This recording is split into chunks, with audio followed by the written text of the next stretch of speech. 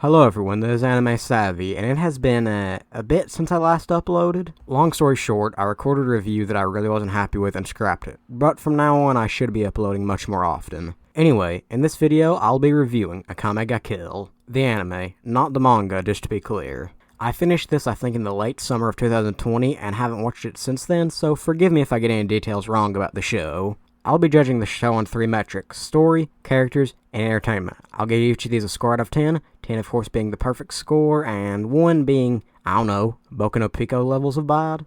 Actually, Boku no Pico is probably like a -10, so... There will be a brief part of the video where I discuss spoilers, however, I will give a warning and timecode to skip to if you haven't seen the whole show yet. And as a disclaimer, all critique and or praise that are given are mostly just my opinions and should be taken with a pinch of salt. So with all of that said, let's get straight into the review.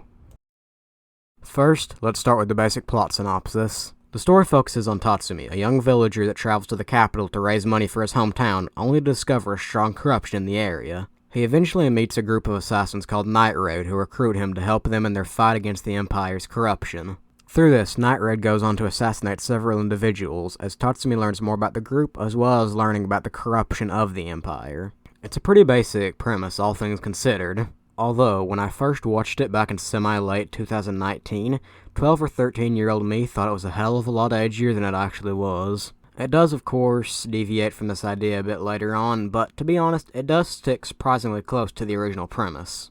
I've seen this series, particularly the anime, get a lot of crap from critics and fans alike. One reason is likely that around episode 19 or so, the anime diverges from the manga in a big way, and even has a completely different ending. Having not read the manga, I don't know how much it deviated or how it compared to the anime in terms of quality, but I can tell you one thing: people did not like it when it did. But to be perfectly honest, I enjoyed the story of Akame Ga Kill.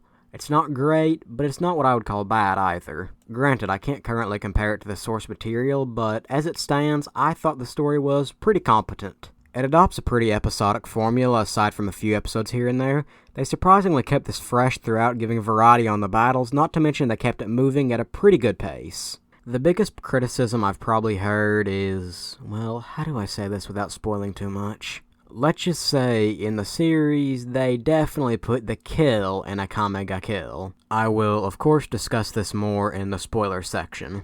The choices made for the story were not always great, but at least to me, they were rarely awful. So the storytelling wasn't this impeccable gem, but I don't think it's garbage either. The ideas, I feel, did have a lot of substance to them, and the execution was unfortunately not quite that good. The execution wasn't necessarily bad, just passable. Not much more.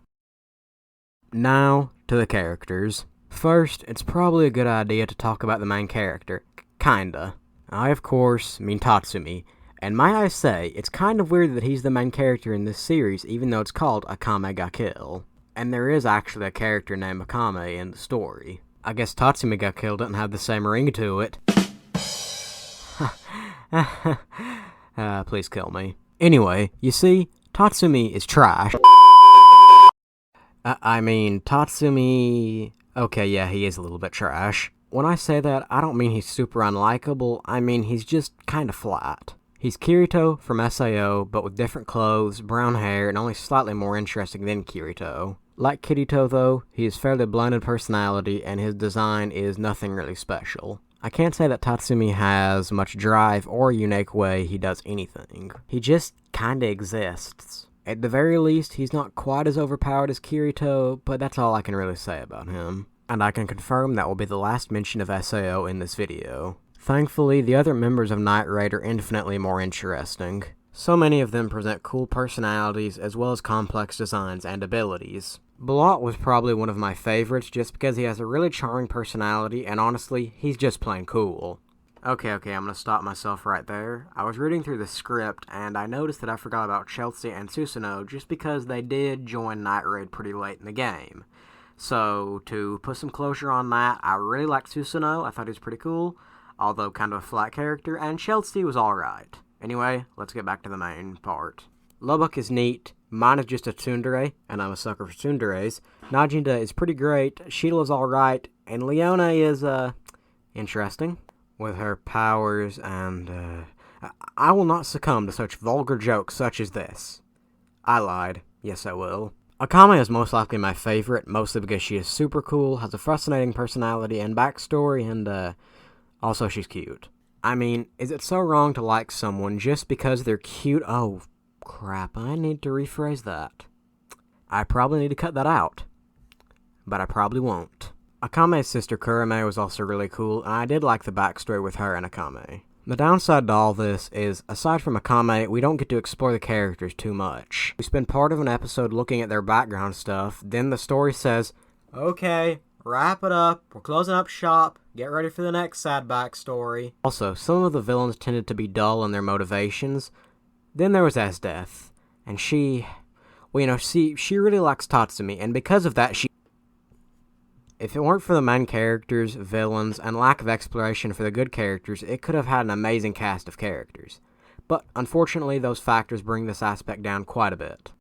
So in this section, I'll be discussing some spoiler events from the story. If you haven't seen the whole show, then skip to the timestamp that is on the screen right now. Are they gone? Good. Time to get to it. First, let's talk less about one singular event and more about a whole bunch of them. I mean, the character deaths. And, excuse my French, but there is a shit ton. I've heard a lot of people complain about this, and on this front, I kind of agree. Shield's death was sad, Balot's was really sad, but after that, well, I'm not going to say they weren't sad, but they were more expected. They had less punch, and they had less shock to them. And then Tatsumi died. And, well, it was underwhelming. It was a little bit sad, but I don't think it had the weight that the people working on it thought it would. By that point, I felt like they were doing it just for the shock value. I hope that the manga did this better, because this, honestly, was my biggest complaint with it all. One death that was executed very well was Kurame's.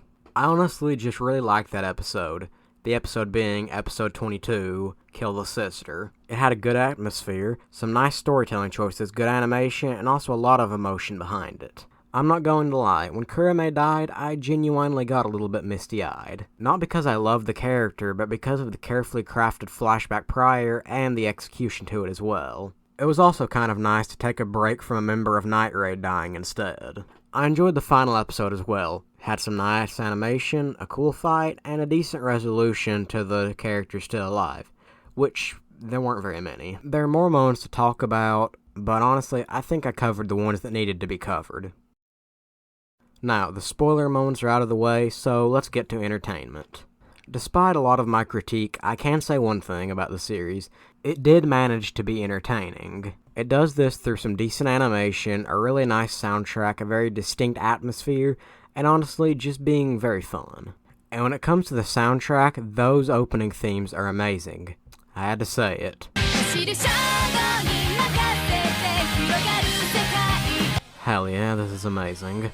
The background music is also cool and helps with that distinct atmosphere of the show that I previously referred to. And a lot of the fights, in my opinion, have some really awesome choreography. One example is the fight, you know what I'm talking about, in episode 22, as well as the final fight of the series. So honestly, I was entertained throughout the show. With all of that said, it's time for me to give my final opinions and score for the show. I gave the story a 6.6. I know that's oddly specific, but bear with me. The characters a 5.8. As I said, bear with me. And the enjoyment, an 8. All of these scores result with an overall score of 6.8. Now, I know you're asking, why were those numbers so specific? Honestly, it's just because, using only whole numbers and 0.5s, the score just didn't seem right. I think that goes to show that I really can't decide how I feel about this show. But I do think using some more specific numbers, I was able to give it a fair rating. To be clear, this is not some amazing series. It is good. Not a whole lot more than that. It does have a lot of issues, most of which I pointed out in their respective sections, and it's a shame. Fix even a few of them, and I think this could be at least an 8, if not higher. But I did enjoy watching it, and hopefully if you watch it in the future, you will as well. But hey, that's just my opinion. If you enjoyed the video, press the like button and also feel free to subscribe so you'll be notified every time I post a new anime review. And make sure to comment with your thoughts on Akame Ga Kill. This has been Anime Savvy, and I'll see you next time.